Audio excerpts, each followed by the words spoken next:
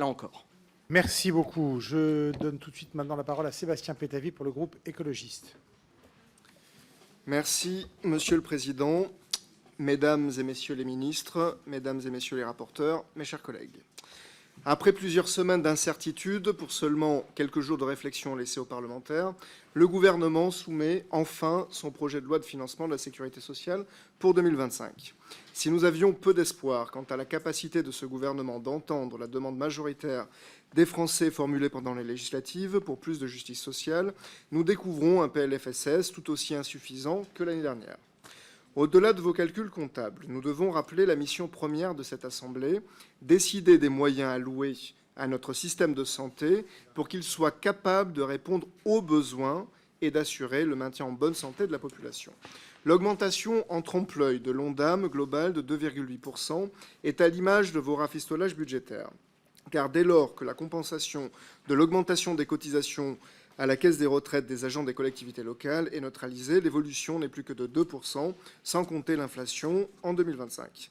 L'hypothèse de croissance du PIB de 1,1% retenue pour 2025 a à nouveau été jugée trop optimiste par le Haut Conseil des finances publiques, avertissant de l'impact sur l'économie des restrictions budgétaires en cours.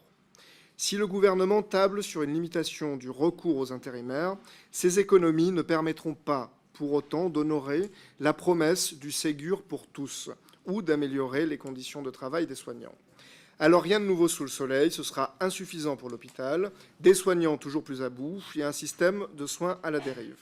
La marque de fabrique de ce PLFSS, c'est d'abord des mesures paternalistes et culpabilisantes à l'encontre des plus vulnérables.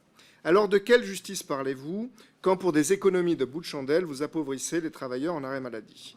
De quelle justice parlez-vous quand vous vous attaquez au ticket modérateur alors que 20% de la population a renoncé à des soins pour raisons financières?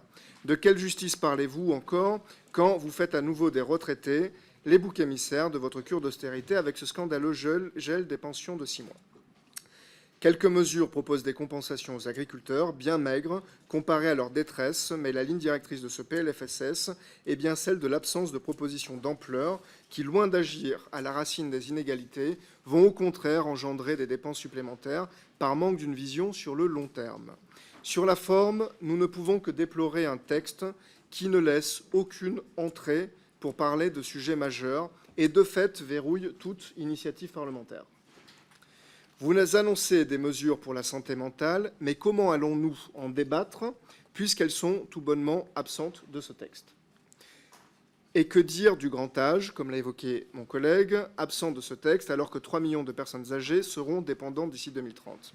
Enfin, comment le gouvernement compte-t-il financer sa promesse de rembourser intégralement les fauteuils roulants si ce texte ne prévoit aucune nouvelle ligne budgétaire dédiée? Des sources d'économie, nous en avons. Le coût de la malbouffe est de 50 milliards d'euros par an. Celui de la pollution de l'air, 100 milliards d'euros par an. Il va falloir pour cela changer de braquet. Le Premier ministre a reconnu que son budget était perfectible. Le groupe écologiste et social le prend au mot et sera donc au rendez-vous pour remettre de l'humain et des propositions dans cet examen du budget de la sécurité sociale. Merci beaucoup, monsieur le député. Je donne